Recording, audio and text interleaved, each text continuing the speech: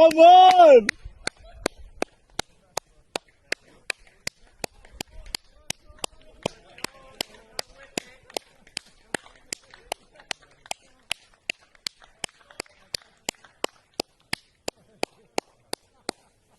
Come on, teammate!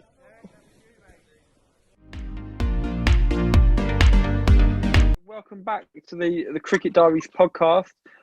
Today we've got kind of our first ever guest on the show, although he is the regular co-host with us. But it's an absolutely sensational year of cricket, and I feel like it would be a misjustice to not actually speak to the man himself with the success he's had over this year. To be honest, there's probably been more column inches and videos of this guy's cricket than most professionals this year. So, George, welcome along again, and thank you. And what a year you've had, starting with that amazing viral wicket. Well, thank you, firstly, Ben, for allowing us to talk about what an incredible summer it's been for me. Yeah, cricket, as everybody I think is starting to get to know about me, who's followed me this summer, really is my life, and it means everything to me, and I love cricket so much. And yeah, it's been an incredible season, and that wicket is what started it all off, really, on a sunny, beautiful Hampshire's evening down on a Wednesday in July.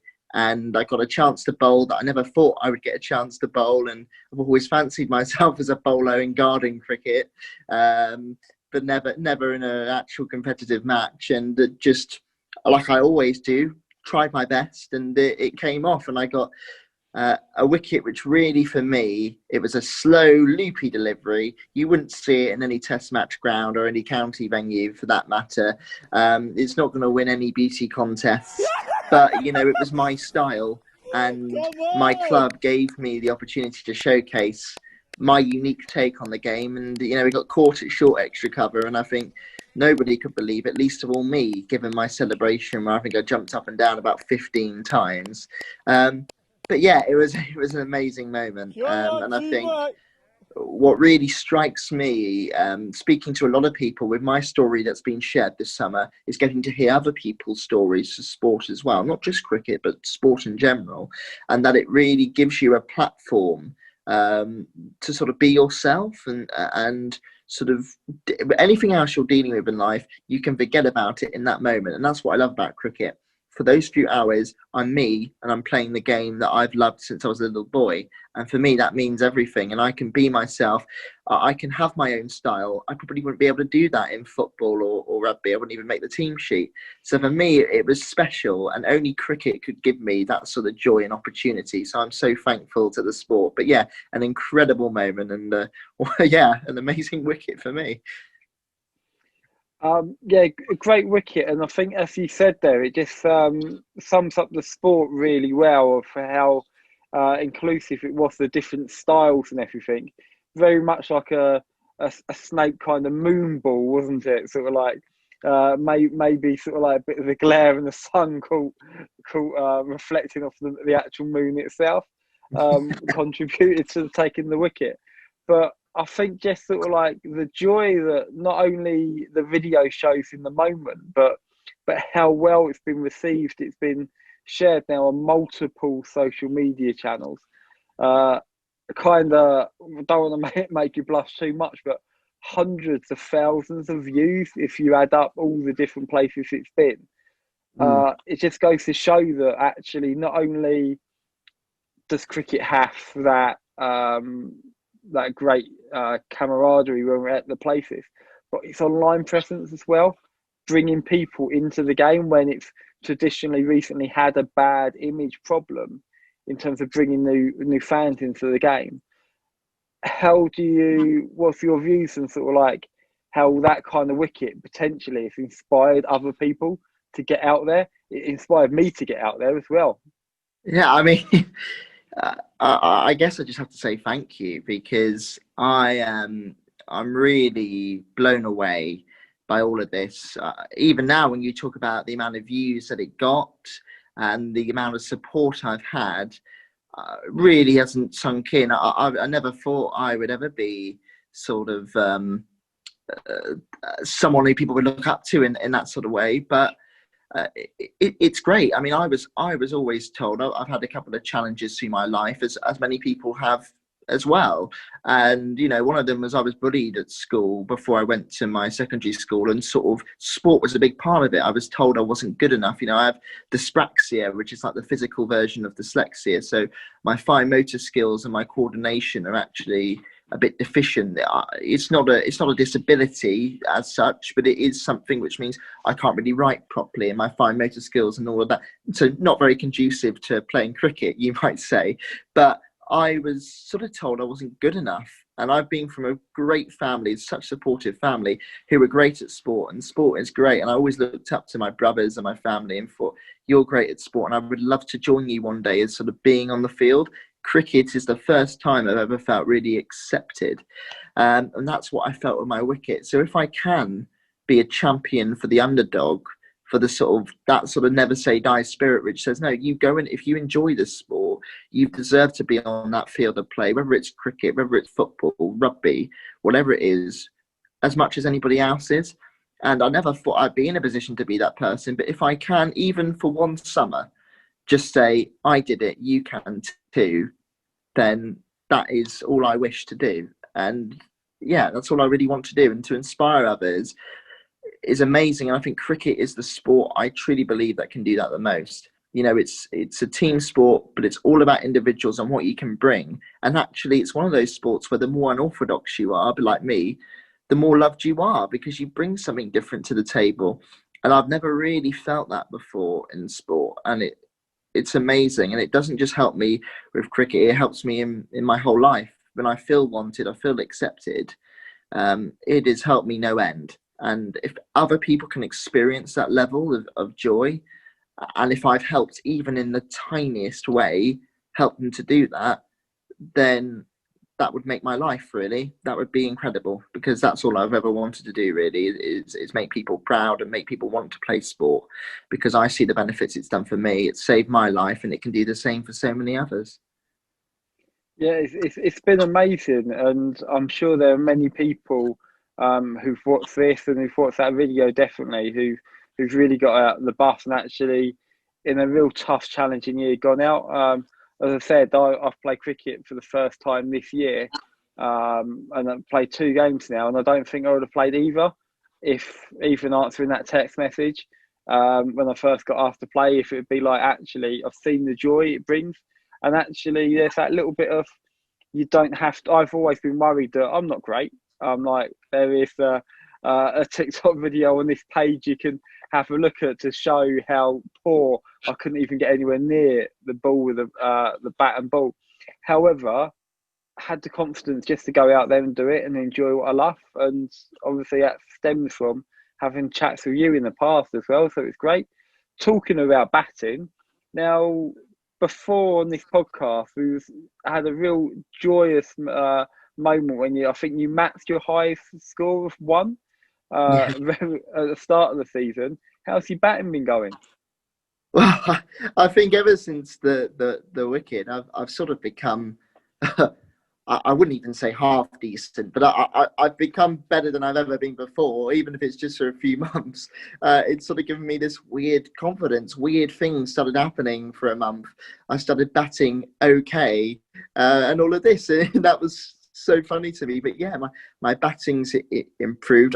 I must say a shout out to my club, the Newport Inn Cricket Club, which is really amazing, proper Sunday club. I've been a member there for 2 years now, and really started playing in the last year for them. And they've been so lovely to me, and wanting me to play is the true spirit of cricket they've got going on there. They want me to be there, and they coach me sometimes and give me tips in the nets. They'll take one of them, a lovely man called Tom. He takes time out of his evenings once a fortnight to come and coach me in the nets and just help me build my confidence. And we played a game in the New Forest, a lovely ground, about 3 weeks ago, and we were 99 for 9. And I came in number 11, and I wear my trouser braces, as you've seen, and got my helmet on, and I must look like I'm from 1879 and haven't got a clue. And they're not really that wrong, but I went in there and what I would say is I'm awful at cricket, but I've watched a lot of cricket and I love it, and I love thinking about the game all the time. So being in the middle is where I'm having such fun. And for me, I loved looping out of balls and doing my trademark leave and all of that. And I just kept seeing the clock ticking and ticking and ticking, and the overs going down and down and down. I'm thinking, oh, I'm still in here.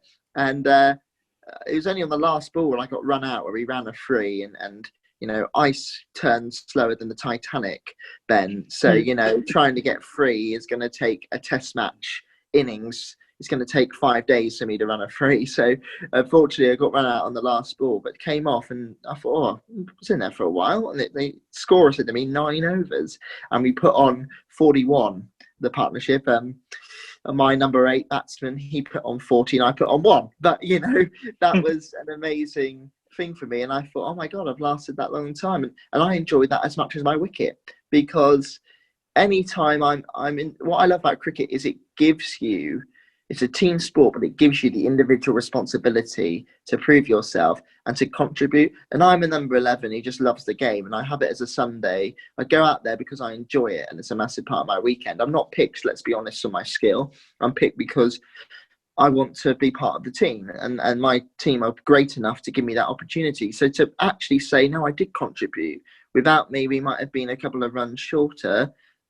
I've never felt like that before. I've never felt that I've actually contributed to a game before in any sport. So that just gave me joy and sort of a feeling of, you know, you've actually done something, George. And that boosted my self-confidence no end. And that's what I loved. You know, I had another photo of me, arms aloft, after that innings. Couldn't believe it. And then the internet loved that as well when I posted that. And that's great to see people thinking, you're loving your cricket, you're having a great time. And that's all I want to show the world, or whoever wants to see it and hear my story, is that I enjoy my cricket and I love that moment as much as my wicket. Yeah. And it just goes to show your passion for playing really just sort of like shines through. And for every Ben Stokes out there, we do need the Leach as well to hang in there, because otherwise 41 partnership, obviously those 40 runs for your other wouldn't have been scored without you hanging in. So it just goes to show that actually it takes all to make a cricketer and to have a cricket team. And the most important thing is just going out there having fun. And yeah, you seem to do that really well. So you bat, you bowl. Is there anything else you're going to be doing next year? Well, looking at the standard of my fielding, I think we'll be waiting another 2 decades for my first catch, but we'll get there. You know, a lot of people are saying, oh, I want to see what happens next, and I'm a bit worried now, because I don't think I can improve on what I've already done. I already thought I couldn't do all these things, but you know, the fact that people want to hear about me and want to hear my story, somebody like me is just, you know, not the best, but just loves the game, is great. And it really makes me realise that the cricket community and the people who really make cricket what it is, and not just, you know, the players and the counties and the players and the international players we love seeing, but also the people who do sacrifice their weekend to keep their village team alive, to give people opportunities. You know, the fact that they want to hear my story, just shows me what an amazing sport cricket is, and how people band around and want to have your back at all times. And the fact that I just feel welcomed and wanted in this sport, it is amazing. And I must thank everybody who sent me such a message of support. Even if I haven't had the time to get back to them yet, I really, from the bottom of my heart, I mean, it means everything to me. So, you know, just thank you to everybody. A massive, huge thank you to everyone who's believed in me, because it's given me the feeling that I needed to believe in myself. And that's amazing, not just in cricket, but in life. So it's really been the most incredible summer. It's been great. And obviously you've got your village team as well in Hampshire. You go to university in Sussex. So you got some exciting things happened. Some of it on the back of how great this summer has actually been for you as well. What's going to be happening? Yeah, well, not everybody knows this, but actually I'm going into my final year at Sussex, studying politics down there.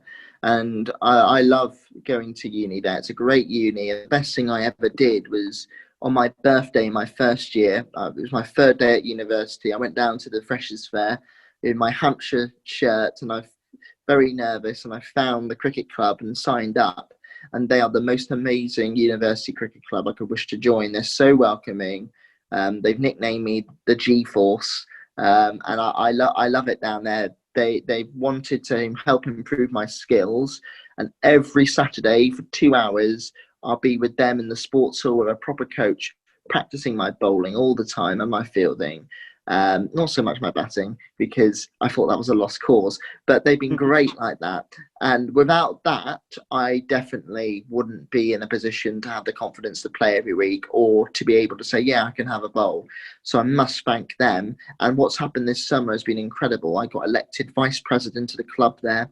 So I'm going to be helping to run things next year, my final year. And I've also been named, on the back of the wicket and everything that's happened over the summer, I've just been named third team captain there, which is incredible. I mean, if you had told me I was going to be able to play cricket for a team when I was younger, I would have said that's a dream. To be told I'm going to captain a side for my final year of university, it's incredible. It really is. And I'm so thankful to them for backing me when not many people would have done. So yeah, another crazy story to this summer, Ben, which I'm just so grateful for. I really am. So yeah, it's amazing, and really good luck to you in both those roles. And I think it just shows you that actually, for good people who've got a real passion for the game, there's so much opportunity in this sport. And I love the fact that you talked about going to your freshers' fair and being in your Hampshire shirt, but being nervous about it. And actually, I've not been at a freshers' fair before, but I've been that sort of like way whereby even watching cricket out Sussex at Hove, they've got this stand over the bowler's arm at the south end. You have to pay extra to go in there, but I was always sort of like, well, actually, there's those people look like they've been there for years. I don't want to include myself into that crowd. Finally, was really nervous. He went, yeah, can I have to pay the extra £150 to go into that stand? And now, even in the year we've not had the cricket, we're talking on emails and stuff, a few of us who go up there, and we can't wait to get back into that little community.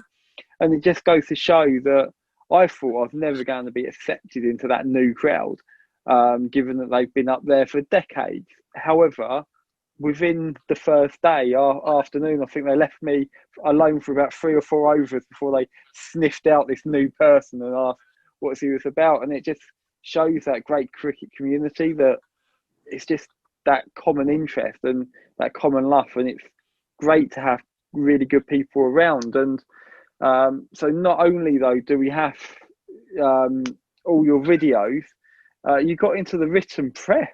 That's impressive. What happened there? How did that come about? So I got a message on Twitter, because that's where this whole sort of viral thing that's been going on my cricket started, really, because one of my teammates at my village side posted the video to a page called That's So Village, which it says exactly what it does on the tin. It's, videos about classic village cricketers and sort of the spirit of cricket, and they seem to think my video was perfect for that, and that's where you got the 120,000 views or something like that it was. And this journalist said, he privately messaged me and said, I write for the cricket paper, the weekly Sunday paper, and we would love to hear your story. And I thought, this is amazing. So he phoned me, and I was just honest about not only this year, but my whole journey with cricket. How, 3 years ago next week, my mother passed away suddenly, and that was so hard for me. And to help me get back on track and live again, I turned to one of my greatest passions, which is cricket, and it saved my life. So for me, it was very cathartic for me to be able to tell my story, and actually things that I've sort of held in myself for a long time, being able to be honest about it and own it, actually, for the first time ever, and to tell my story was amazing. And he wrote, I must thank him, Richard, his name is Richard Clark, at the cricket paper. He wrote the most amazing article about me, and said how proud my mum would be of me. And I think that's one of the nicest things somebody's ever said to me about my cricket, and it meant everything to me. And the response I've had about that, Ben, this last week has been the highlight of the last few quite dark years for me, and it sort of seems the light at the end of the tunnel for me, and sort of everything coming full circle. And I want to build my mum's legacy. It's the biggest thing I want to do. And I think this is a small part of that journey, but it's the start of something for me. And I'm so grateful for him for giving me the opportunity to tell my story, and for everybody who was so grateful to hear it. And yeah, I think this is going to give me the confidence to keep going now. And I'm so grateful for that. Yeah, it was an amazing, really touching, quite raw and honest article as well. And we're going to be leaving links below of the article, the digital form of the article. And actually, it's a great read. Seriously, it's the best 5 minutes of anyone's time, really. And actually, it's my favourite cricketing story of 2020, regardless of all the international crickets which has come over. Having all of these competitions in the county cricket, which is my true passion, having that, actually, your story just shows where you've come and what it means to you as well. And actually, what not just means to you, but also your family and where you've come from. It's really, really good. And as the article said, your mum certainly will be really proud of what you've achieved this year. It's been amazing, to be fair. Actually, an inspiration. And as I said, you keep me going as well onto this podcast and blog and everything. So yeah, thank you for that. Obviously, you are a big part of this podcast as well. You've been doing it. We're about 10 episodes in as well. Any thoughts, or how do you been enjoying that? Yeah, I've absolutely loved it, Ben. I'm one of those guys where I've got a lot of friends who are so lovely to me, and now I'm a bit different and a bit quirky with what I like, but a lot of them aren't cricket fans. So, you go to a party or sit with them and it'd be, oh, George is speaking about cricket again. And I thought, oh, I can't really talk about it. And even my family are the most supportive people for me, but only a few of them are cricket supporters, including my cousins, but they're Kent fans. So I don't really speak to them about cricket because they just bully me about, they just tease me about how much better they are than us. But for me, this page was great because I saw it on Facebook about a year ago when I was really struggling with my mental health and everything. And cricket was one of the few things that actually gave me joy. Going to Hampshire and watching a match on the telly for a few hours, the only thing that would sort of stop quite dark thoughts I was having, frankly, and gave me a lot of hope. So for you to sort of give me the opportunity and reach out and say, we want to hear your thoughts, we want to hear your views, makes me feel so valued. And to be able to speak passionately about the sport we both love, and to find somebody who has shared passions with me, it's great. And I'd recommend that to anybody in life, whatever your passion is. It could be cricket, it could be gardening, it doesn't matter what it is. Go and do that. Find like-minded people like I've done with you, because it's just brilliant to speak about something you're so passionate about. And no, it's not just a George thing. It's not just me. Other people love it as well. And there's a reason behind it. So it has been great, and long may it continue. And I just want to say, and you'll probably echo this as well, a big thank you to everybody who's watched, liked, commented, subscribed with us, because you guys keep us going and make us feel, yeah, we can speak about the sport we love, and people want to hear it and people want to join in too. So, long live cricket, and thank you for giving me that opportunity. I'll forever be grateful. I really will.